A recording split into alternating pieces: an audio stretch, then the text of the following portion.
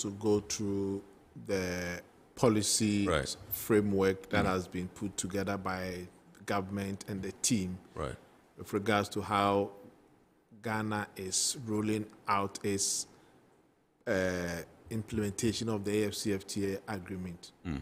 All right, so what do you make of the event itself and this particular framework that has been rolled out? I think the event was colorful, but I think the most important thing is to look at the substance, not the form. Contained in the action plan? Yes. Or the framework, yeah. Yes, and I think this is the first time I've seen Ghana coming closer to perfection in terms of translating a multilateral agreement in a way that becomes a workable document that brings all stakeholders together. So I think it's a very good document for a start, and I think Ghana is one of the countries that have taken the lead in terms of getting this policy framework. Have you had a look, have you by chance perused some of the items in the framework and what we should be looking out for? Yes, I've had the chance to go through the whole document cover to cover. Wow. And I think it's something that I would recommend anybody watching Eye on the Pot tonight to also have a look. To have a look at the document to see what government wants to do. But this is something that government cannot be successful without the participation of the private sector, without the participation of all and sundry. So it's not just a government decision, but it also dwells on input and commitment from other stakeholders. And this, if you look at it is multi-sectorial and multi-ministerial. So you have the Ministry of Trade as an anchor ministry, Foreign Affairs, National Security, and Ministry of Finance. And these are, and even the Ministry of Justice and Attorney General Department. All these ministries are kind of working together to ensure that Ghana is able to maximize it best from the AfCFTA agreement. Because if you look at in the past, Ghana has signed lots of agreements, ECOWAS, even EPAS, Economic Partnership Agreement with the European Union, but we didn't see anything of this sort. So I'm very happy about the effort that Ghana is doing, especially through the National AfCFTA Coordinating Office. Dr. Farid Atta, I think they have done a very good work. And let's also congratulate the minister, his deputies, and also the chief director for coming up with this document. Of course, the document is necessary but not sufficient. It gives us the vision that government wants to do. But beyond the vision, what are the things that we need to do? The resources and the commitment from stakeholders are also required to ensure that Ghana will be able to get the best out of this trade deal. And I would say that, as I said earlier, we've taken the lead among many African countries. And largely because the president, the AfCFTA is also his pet child. He managed to get Ghana to host the secretariat. And also doing a lot of work and through the 1D, 1F. And if you look at what happened in January 1st, Ghana did symbolic trading. That was last year. All these things shows that Ghana is actually on the lead. We've had opportunity to travel across most African countries, and you can see that on a scale of 1 to 10, I would say that Ghana is kind of leading. In Ghana, we say in a comfortable lead among in terms of what government is doing. Of course, there are other things that macroeconomic indicators, cost of borrowing, that those are factors that are militating against Ghana's private sector competitiveness. But what government is doing, I think we should laud government and its effort.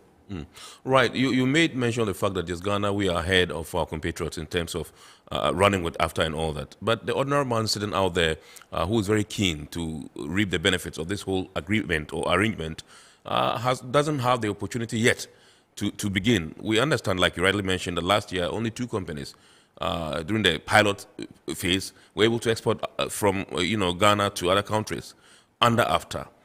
Now, how can we say that we are ahead of our compatriots when we don't have companies, exporting under AfTA? I think knowledge is key, information is key. When you have knowledge and information, it helps you to make the right decision. Right.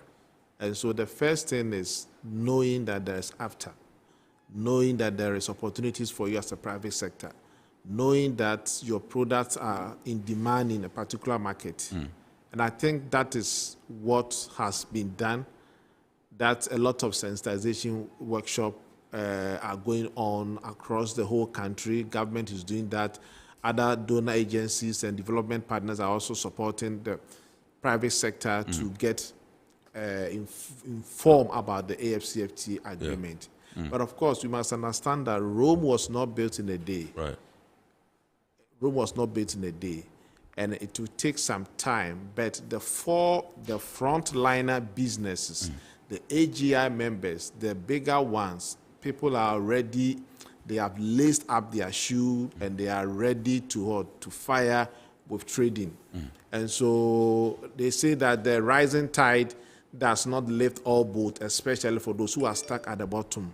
But as time goes on, I think that the steam will catch on everybody. Right.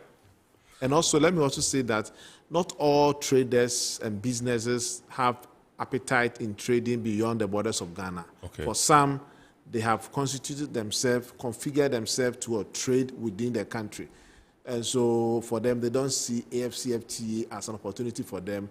For them, they cannot even meet the local demand. So why should they go beyond the borders? I mean, if you go through the good book, Acts chapter 1:8, you start with Jerusalem, Judea, Samaria, before you go to other parts of the world. So businesses want to start with local production before they want to talk about exporting into other markets. Right. Okay. I am told Mr. Emmanuel Donikwame is on the line. In fact, he's joining us via Zoom. He is the Secretary General of the International Chamber of Commerce, Ghana. Good evening, Mr. Donikwame, if you can hear me. I can hear you loud and clear. Oh, great. Good to see you. Good evening to your viewers. Good evening. Thank you very much for obliging us. Absolutely. So you are aware that the policy framework for AfTA and the action plan was launched by His Excellency President Nana Addo Dankwa Akufo-Addo last week. We just want to find out from him what this means. It means a lot. The framework and the plan is to boost our trade with the rest of Africa. And since we have the Secretariat in Accra, we're supposed to provide leadership and commitment. And the whole AfCFTA is not an event. It's a whole journey. Right. And you can only start by developing an action plan, which we believe all stakeholders will be on board to help with its implementation. Yeah. All right, so we're told that last year, in January, 2 Ghanaian companies, under the pilot of AfTA, were able to successfully export to other African countries under this whole arrangement or agreement. Since then, we have not had any other company successfully able to ship outside of Ghana under AfTA. And so what would you say this policy framework and action plan launched by the president would do to catapult, or to speed up trading under AfTA? Because obviously, the businessman that is out there doesn't see anything working as far as he's not able to export under AfTA. It takes two to tango, and trade involves two parties. So we have the business community who may be engaged in trade long before AfTA. People were already exporting to the neighboring countries, be it Nigeria or Burkina Faso. AfTA, it's an improvement on what we had under ECOWAS. But with these policies, it takes time. First is the negotiation, and then in every state party then needs to do its homework in its within its own jurisdiction. That's how come they've now selected 7 countries to speed up the process. So Ghana will be engaging with 7 other countries, and we need to build a capacity of our companies that are already exporting within the sub-region to see how best the markets that have been targeted, they can more or less work, because those arrangements have already been done just to test what's been discussed in the boardrooms, to make sure on the ground most of the policies are practicable or are workable. And for the 2 companies that kickstarted the implementation of AfCFTA, it was an eye-opener for us to understand the challenges involved in getting our goods across borders within Africa. We've always had it because we know the connectivity is an issue, and then we also have the normal trade barriers that has always been our problem. All right, so outlined in the policy document that was launched by the president are interventions that are geared towards the harmonization of laws, programs and policies. Can you please tell us what this can do, or what it will propel us to?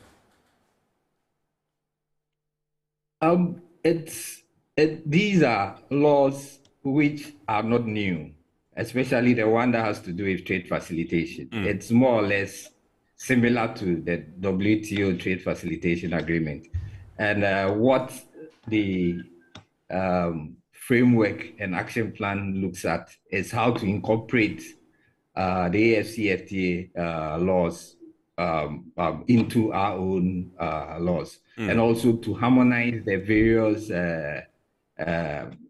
policies and laws, so that at least they are in tune with what has been discussed at the policy level, at the AfCFTA level. And the document looks at the various components, not only trade policy, it also looks at trade facilitation, it also looks at trade information. It also touches on trade finance, which is key, and then also look at market integration. So it looks at the laws that affect these various components. I think there are about 7 components in there. Yeah, 7 components in there. Now, I think that the private sector will not be able to, as it were, function effectively without close collaboration with the public sector. How can we draw the line to ensure that we empower the private sector to be able to seriously take advantage of this agreement? It starts with sensitization, and I know ICC has been working with the National Coordination Office on disseminating information as far as the work of the AfCFTA Secretariat is concerned. We've been doing that for almost a year. The other issue has to do with, I think the ministry is also doing a lot. Government identified about 100 or 200 companies, which they believe their capacity can be built to access the markets they are already working with, and also to look at new markets, and also to improve on our product standards also come in, and then also to look at new products. We may have some new products that we've not really thought of exporting, but maybe in big demand or serious demand on the continent. And the policy document has a couple of interventions. There's one ICC is currently working with the ministry on, that's the SPS, Subcontracting Partnership Exchange, where we build a capacity of SMEs so that they can match or provide the necessary raw material or support for the bigger companies. So it starts with benchmarking, and then there's after you benchmark to know your capacity, then we try to match you with a potential bigger firm that may be in need of your product or your services. Then we also have the 1G, 1F, which it needs to be looked at, and then all the necessary support will be given to them. And I believe it's also not limited. And the policy also looks at decentralization, making sure that the assemblies are involved so that most factories or companies are located quite close to the necessary raw material. For us at ICC, we also want to think African, not just Ghana, and then you look at Togo on itself. We believe in cross-border investments. If Ghanaians, Nigerians can come together to work on projects of that nature, have joint investment, joint ventures to set up factories so that they can also use their knowledge of their own market, be it Nigeria, Togo, or Burkina Faso, to develop products that can have the potential of building up the demand on the continent. So there's the need for that kind of cross-border investments and more partnerships between businessmen within the continent. Yeah. All right, I'll come back to you. I'll come to the studios now, but when I come back to you, I want to find out from you what the ICC Ghana's assessment is in terms of how soon we expect that we zoom into action with the AfCFTA arrangement, having launched the action plan and the policy framework. But let me come to you, Mr. Adomako, and find out from you how the AfCFTA national policy can settle in or align, in terms of competition laws between Ghana, Africa, and then ECOWAS. Okay, so the policy that came out last week is a broad policy framework. And so I think because AfCFTA is yet to finalize its competition protocol, and government is also about to finalize our competition policy and the law, a lot of work was not focused on the policy with regards to our competition laws in this, but I'm very much informed that the Ministry of Trade is working on the competition policy and hopefully before the end of the year to go to Parliament. Because one of the key requirements for our phase 2 phase 2 trading. Right. Yes, and I think the process of getting this competition law started more than 30 years ago, but I'm happy that the level of effort that the Chief Director and the Minister has taken, I think is very, very recommendable in that. And I also know that once we are able to get it in Ghana, it will also create the level playing field for business that are operating here and also other business that are also bringing their goods here. Because sometimes a product, imported product, may get some subsidies from its government, and they want to come and sell the product lower in Ghana, and that could also affect the local manufacturer to the extent that they are unable to compete. Right. And so the competition law looks at the issue of government subsidies and state aid. Right. And all these things are also being taken care of under the phase 2 protocols. Okay. All right. So tell us the difference between phases 1 and 2. Okay. So the AfCFTA, the agreement that led to the establishment of AfCFTA was the phase 1 negotiation. So the phase 1 negotiation had the broad agreement, and also we have protocols on trading goods, and also protocols on trading services. And then when you come back to the protocol on trading goods, we have annexes, about 9 annexes. One of them is on rules of origin, SPSS, and cooperation of customs, and all the other things on the trading goods. Right. Now, the whole thing was that once the agreement comes into operationalization, we'll go into the phase 2. So currently, member states have started the phase 2 negotiations, and these are in the areas of competition policy, investment policy, and also intellectual property policy.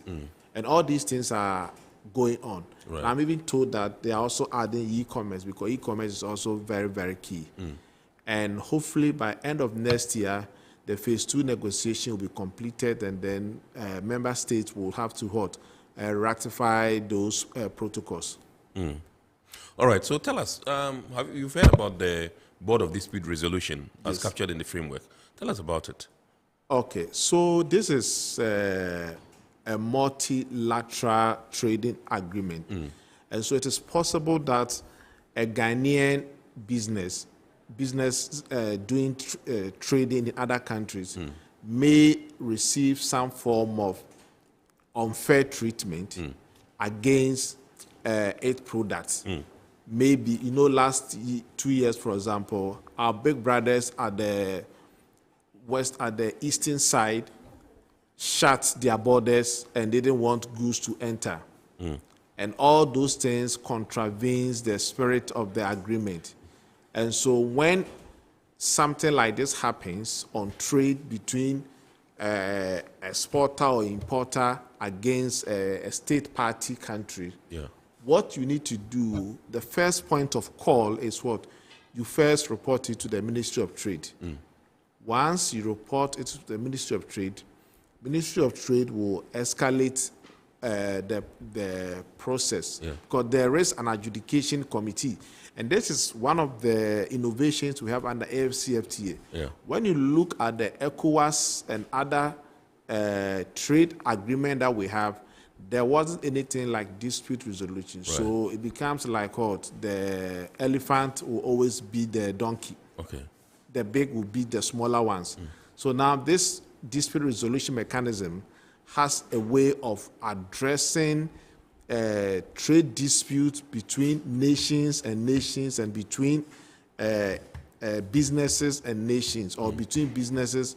If you look at the WTO, we have dispute resolution. Some years ago, there was disagreement between the European Union, the Airbus, and Boeing. Right. To the extent that the WTO has to rule that subsidies given by European Union was anti-competitive. And so if a country, like let's use, for example, the cement industry. Now we have local cement companies here. So let's say let me use hypothetical. Let's mention Dangote, which comes from Nigeria. If Dangote receives a lot of government subsidies from Nigerian government, making Dangote to be able to produce cement cheaper. Once they produce it cheaper, they're able to bring to Ghana because the product is from West Africa under the AfCFTA, so there are no taxes on them. Once the cement comes into the market, they're able to sell it cheaper than the local manufacturers. And these are issues. And so the cement manufacturers and producers in Ghana would have to report. But even currently, before the AfCFTA, we have the Ghana International Trade Commission, GITC. Yes. GITC law...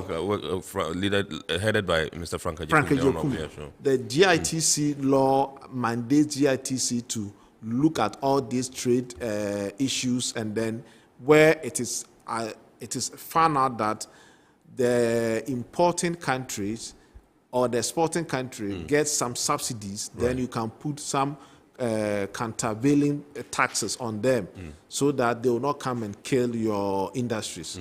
And that is, so there's a whole lot of dispute. It's a body, it's a judicial body, and once you go and you are not satisfied, you can also escalate it. All right. Okay, let me go back to Mr. Donikwame and find out from him. I want to find out from him. You are with the International Chamber of Commerce, Ghana, and I want to find out from you how you deal with disputes when they arise, when businesses don't agree. We always will recommend mediation and arbitration. And we were privileged to have the Secretary General of the AfCFTA Secretariat joining us in Lagos for the ICC Africa Arbitration Conference. When was that, or when is that? And that was in June this year. Okay. Yeah. And we've realized that there's the need to build capacity. So we've been organizing the training workshops for arbitrators and then mediation experts on the continent. And we've been doing that both locally and at the national level, and even at the continental level, rather. And currently, we're working on a program to bring on board experts from Gambia, Sierra Leone, and Liberia, since they are all Anglophone. So that's the kind of support ICC wants to bring on board. And we also want to help the AfCFTA Secretariat with our years of experience in international commercial arbitration, in the drafting or in drafting of any policy document that has to do with dispute resolution on the continent. So you mean that this particular, one that is captured in the AfCFTA policy is apt and in the right place? That's the Board of Dispute Resolution as captured in the framework that was launched by the President. The AfCFTA document looks at state parties. And what we are mostly engaged in has to do with private businesses, either businesses and state, because whether we like it or not, the state is also a bigger client to the business community.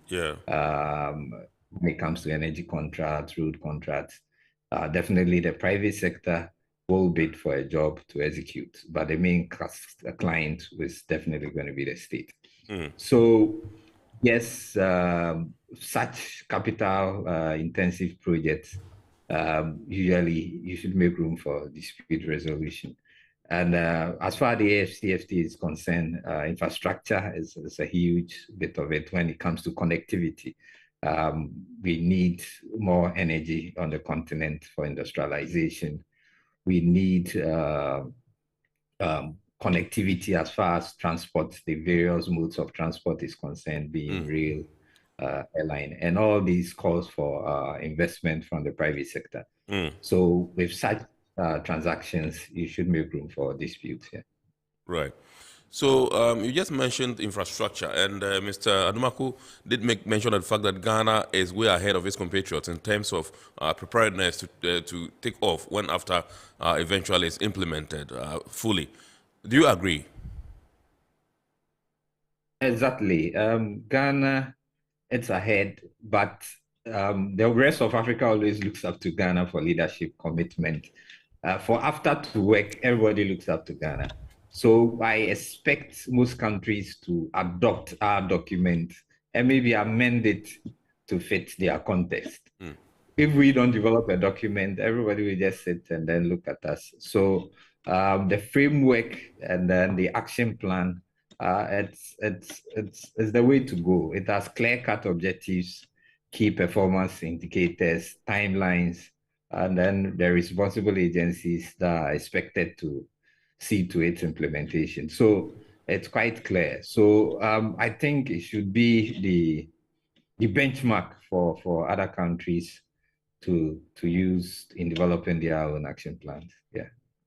All right. So you mentioned infrastructure. I just want to find out whether the ICC or yourself has done any assessment of what the infrastructure situation is in the various member countries. And Ghana, we know, is hosting the Secretariat, yes, and everybody's proud of it. What is our situation also in terms of infrastructure towards the implementation of AfCFTA? The infrastructure gap is quite huge, and we've developed our ports, but we need a lot of investment. In the document, it's clear. The figures are in the document. As to the number of aircrafts, even if we want to encourage air transport to move goods, the number of railway wagons to carry cargo, that one is about 100,000. We need about 250 aircraft for it to work, and even vessels to carry goods to connect our various ports. The research has been done, so the figures are well known. It's now up to us, the business community, to find a way of coming together, and then we develop a financial system such that we're able to provide the necessary finance for the business operators who want to actually trade on the continent. It's more of the private sector getting to know of these opportunities, because every challenge is an opportunity. If this document is out there and you're a businessman, you get to know that there is this gap of about the need for 250 aircraft. Yeah, you may be thinking of starting your own cargo flights or getting an aircraft to start cargo. Yeah. If the government is going to build the railway tracks and the private sector is encouraged to own the carriages, the wagons, why not to carry goods from the farm gates to the ports, or to the factory gates? That's another way of getting people to invest in those sectors. There is even cargo trucks. We still need millions of them if the AfCFTA is to work. And then those in road construction. So there is a lot of business opportunity for the private sector as far as the development of the necessary infrastructure is concerned. Yeah. All right. Thank you very much. You are not leaving us yet. You still stay with us. That's Mr. Emmanuel Donikwame, who is the Secretary General of the International Chamber of Commerce, Ghana. Also in the studios with me, Mr. Apia Kusi Adumako, who is the Director, West Africa Regional Director, CATS International Accra. And tonight we're asking the question, what next after policy framework launch? It was launched alongside the action plan by His Excellency Nana Addo Dankwa Akufo-Addo last week. And so tonight we're examining what's in there and what it pertains or what it portends for the smooth implementation of AfCFTA in our country and on the continent. We're going for a quick break. When we come back, we'll continue the discussion. Please do stay with us. Every again, Goil makes good things happen. This time, Goil has introduced Super XP Ron 95, a higher grade fuel loaded with additives and yet sold at the same price as normal fuel. Go Super XP Ron 95 enhances engine performance like never before. It maintains the engine by keeping it clean from carbon deposits. Go Super XP Ron 95 is designed to burn slowly and thus improves fuel economy, making you save money after several kilometers. Go Super XP Ron 95 gives you a smooth driving experience, that is, less vibrations. Fill up with Go Super XP Ron 95. Now there's no need to pay more for any higher grade fuel. Goil has that sorted. Goil, good energy. Electricity, pay your taxes. Our taxes, our future. Because you see, without our taxes, we wouldn't have good roads, good schools, better hospitals, streetlights, and other very important social amenities. When we pay our taxes, we give our children free and quality education. Talga, my money too small. Why should I pay my tax? Look, small. Salifo, it doesn't matter how small or big your business or income is. You still have to pay your taxes. The little taxes from each and every one of us, when put together, could give your community clean water or that deprived school with tables and chairs. Please pay your taxes. It is your responsibility. It is your civic duty. It is the law. Impressive factory. If only I had listened to you, I wouldn't have been in this mess. That devastating fire virtually wiped out the whole factory and my warehouse. Remember my misfortunes last year? Serene Insurance Asset All Risk Fire policy that I took were there to pay for my damaged stocks in the warehouse. And my machines that were affected by the floods have been replaced. My accident vehicle is back on the road thanks to Serene Insurance Motor Policy. Suddenly my goods are on the high seas, covered with their marine cargo insurance policy. I was just telling Ajima about Serene Insurance. Oh, Ajima, tell him more. As a road contractor, I make sure I do my contractors all risk insurance for the projects and then workers' compensation for all the workers on site. With Serene Insurance, they will make sure they will cover your unknown tomorrow today. Serene Insurance, a new face of insurance. Call us now.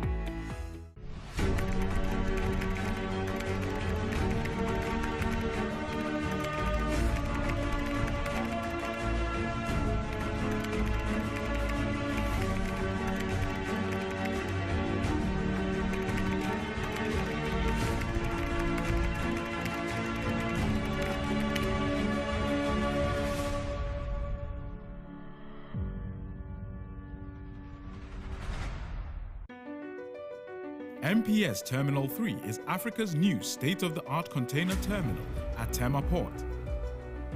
For manufacturers, agro-processors and traders, the new port means business can be done faster. This infrastructure boost will improve Ghana's port handling capacity, connect more trading routes, and oil the engine of growth for the economy, creating greater opportunities across all sectors as Africa's markets merge and become the largest trading bloc globally. MPS, we connect, you thrive. All right, so you're welcome back. And now we'll be going into the mailbox to bring your messages to the rest of the world, that's the viewers and listeners. And indeed, I am still in the studios with Mr. Apia Kusi Adumaku, who is the West Africa Regional Director for CATS International Accra, and also still online, and that's via Zoom, is Mr. Emmanuel Donikwame, who is the Secretary General of the International Chamber of Commerce, Ghana. There are those who are having a discussion with this week, and indeed, tonight we are discussing what next after the launch of the AfCFTA Policy Framework and Action Plan by His Excellency last week. So let me come to you and find out whether as a country, in the scheme of things, as far as this whole AfCFTA arrangement is concerned, we have identified some businesses that are ready, that should the implementation begin today, that should trading begin today, that they should trade, they are ready and willing. Yes, so I would say that we've been informed by the Ministry of Trade that government started mapping out firms and establishments that have capacity to produce goods that will be in demand in other member states, other state parties.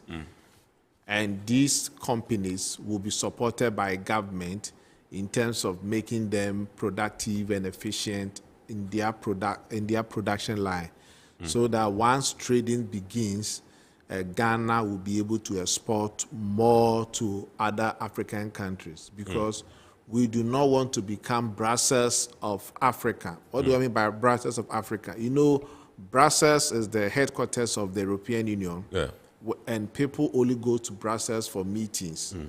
And at the end of the day, they come back. So Ghana, people be coming here to AfCFTA for meetings, and then we'll be hosting them, but then there's nothing like what? Exporting goods out from our borderline. Right.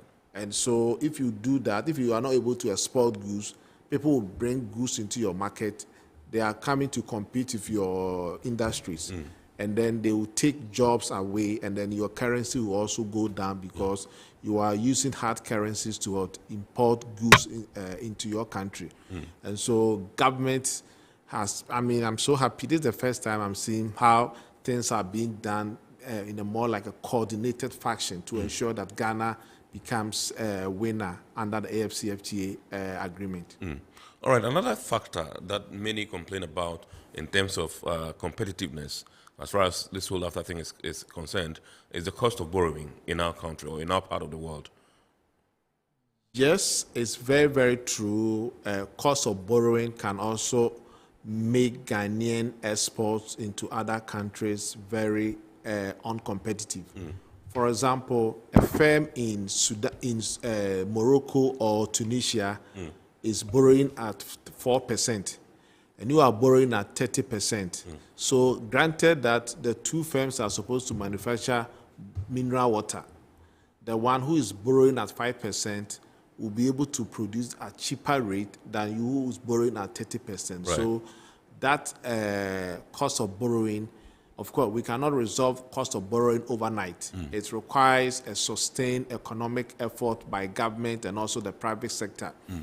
I mean, we know that with the Ghana card coming in as the only and the legit authorized forms of identification, the non-performing loans among financial institutions would gradually go down, because nowadays, if you take a loan and you are not able to pay, I think you will be blacklisted. And so you will not, I mean, if you go to Europe and America, for example, if you take a loan and you don't pay, nobody will come and seize your car. Right. Your credit record will go black, published, and nobody will lend you again. And the system survives on what? Credit. Right. And so gradually with the Ghana card coming, I'm very sure that, but I want to see how the banks are able to take advantage of the Ghana card and to be able to bring the cost of borrowing down. Of course, cost of borrowing is also has to do with inflation. And we've seen how the economy has been battered by the raging storms of inflation, and the city is also not doing well. Over the weekend, we heard one of the worst news was that the S&P, Standard & Poor's, also downgraded the economy to CC+, which is also an indictment on the economy as of now. And so we need, whilst government is trying to lead us on the battlefront of the AfCFTA, government through the Ministry of Finance, now this one is Ministry of Trade is doing its work well, but the Ministry of Finance and the Bank of Ghana needs to also be armed of the right policy interventions to be able to get Ghana out of this quagmire. Because if this situation is to persist for the next 4 months, I think that, we might get to the cliff of the mountain, and once we fall down, we will not be able to recover. Right. Okay, so let me go to Mr. Donikwame, who is still joined us, who is still with us via Zoom. And find out from you, what are your members of the ICC Ghana are standing in readiness to seize the moment when trading begins and after? Trading has begun. I don't think we're waiting for trading to start. We just have to create more platforms for people to engage. And as my colleague just mentioned, access to finance is key, and then access to markets. Currently, ICC has created 4 centers of entrepreneurship, which we intend using as one platform to link up with people who want to trade among themselves. We have a center of entrepreneurship in Lagos. We have one in Casablanca, one in Nairobi, and one in Accra. So these are some of the avenues by which people can access information on the various markets, and also find a way of getting to know potential partners that they can work on projects with, or potential partners within those markets they can export to. So that's the first step. But with PAPS, the Pan-African Payment System in place, we believe trade with our own currency will be easier, because that was the biggest challenge, trying to work in dollars on the continent, and then with the depreciation of your currency, it makes it far more difficult. With the Francophones, DS is a bit stable as far as the CFA is concerned. But once we have the Pan-African Payment System in place for businesses, before any bank will give you any credit, at least they need to see your projections as to how you definitely going to pay back the loan or credit. So the exchange rate was always a problem, but with the Pan-African Payment System, there might be some stability in that regard. Access to capital is another one.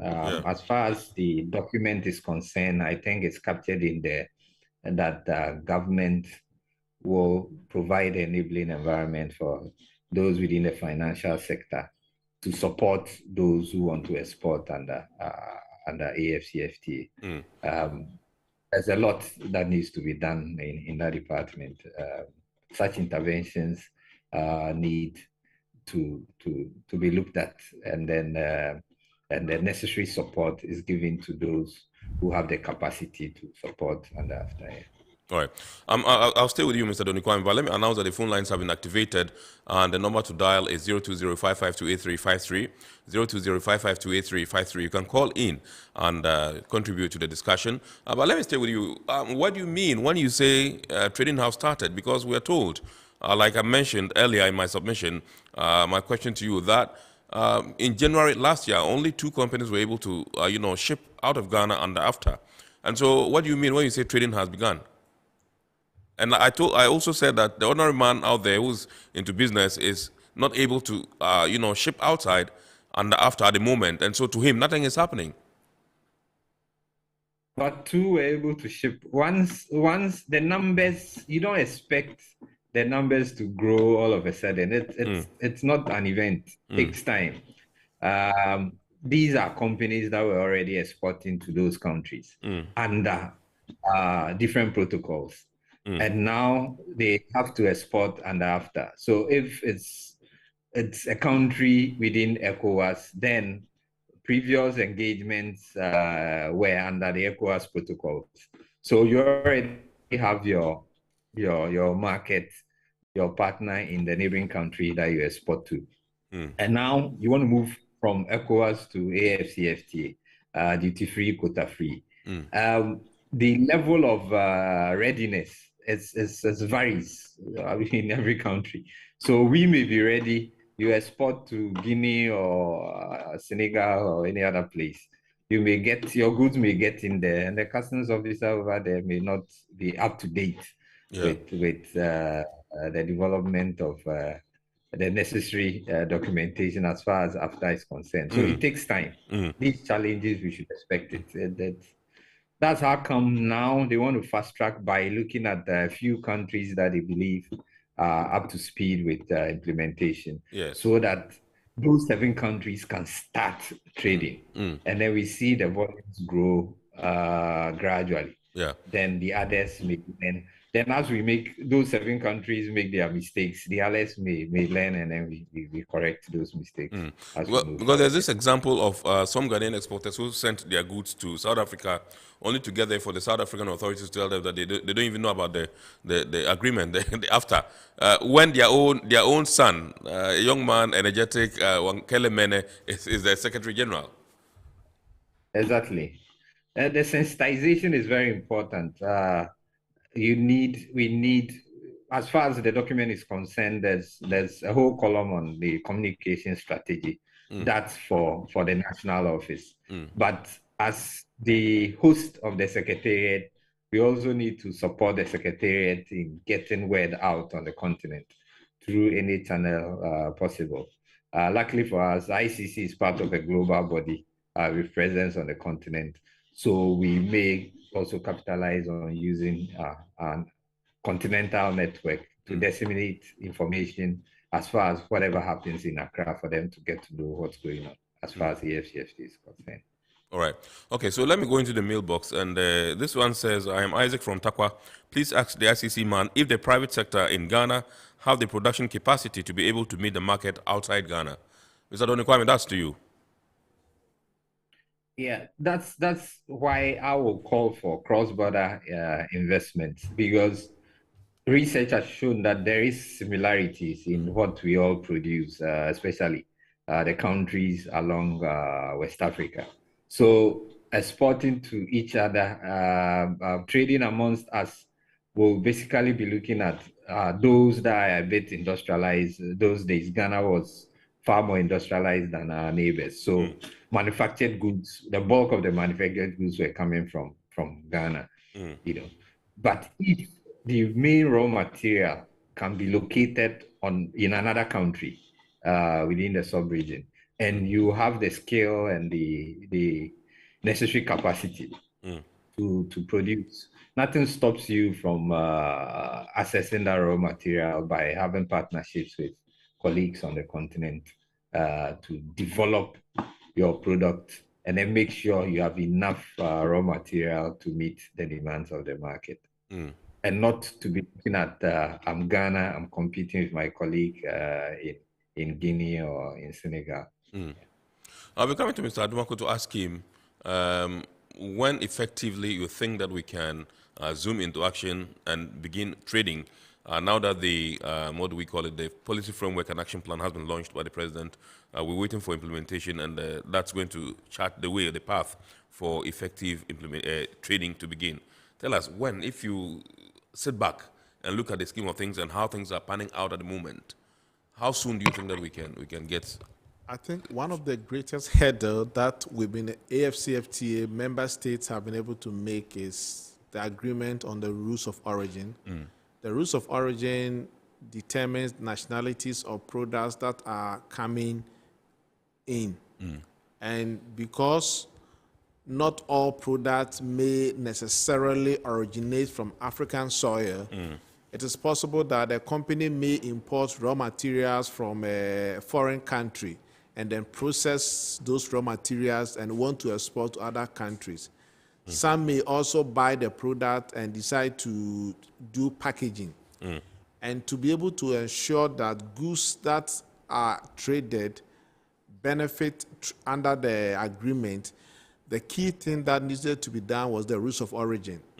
And so as of now, a substantial progress has been made on it. And so I'm very hopeful that with all the patchwork that needs to be done, we should be looking somewhere early Q1 next year. Q1 2023. Yes, because like we've made progress on the PAPS, that the Pan-African Payment System, as my colleague just mentioned.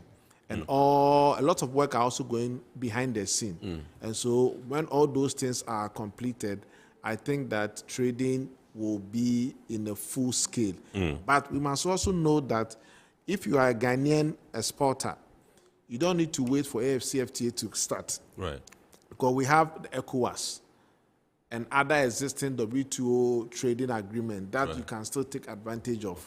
And so you can still take advantage of the existing trade agreement to be able to import or export your goods. All right.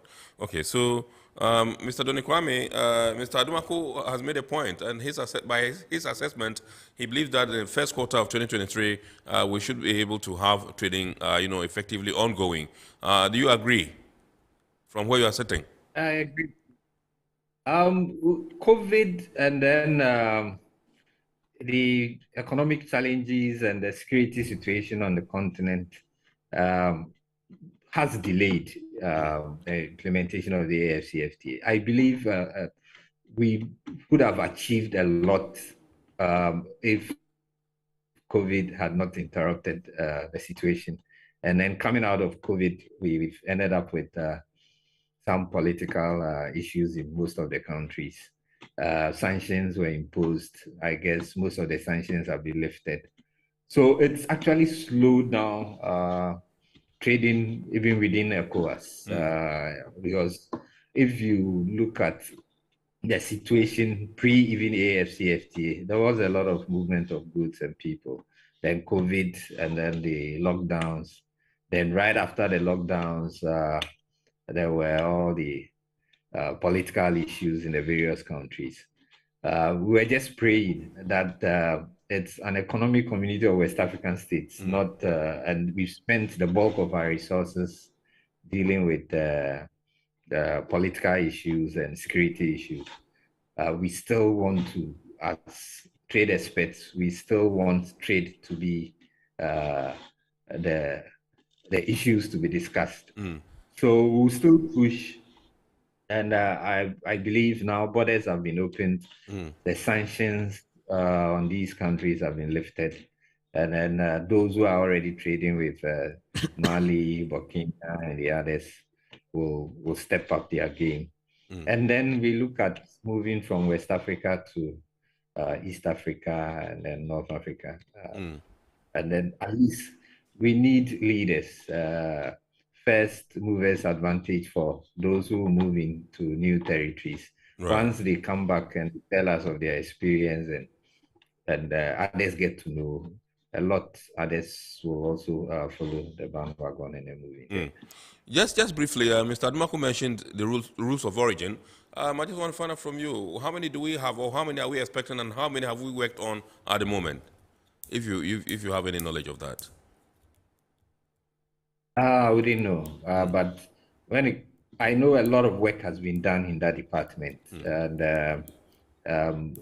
the biggest issue has to do with people abusing the system and then using transshipment as products manufactured in countries within countries or state parties that are partners or have signed on to the agreement. And that's what we need to.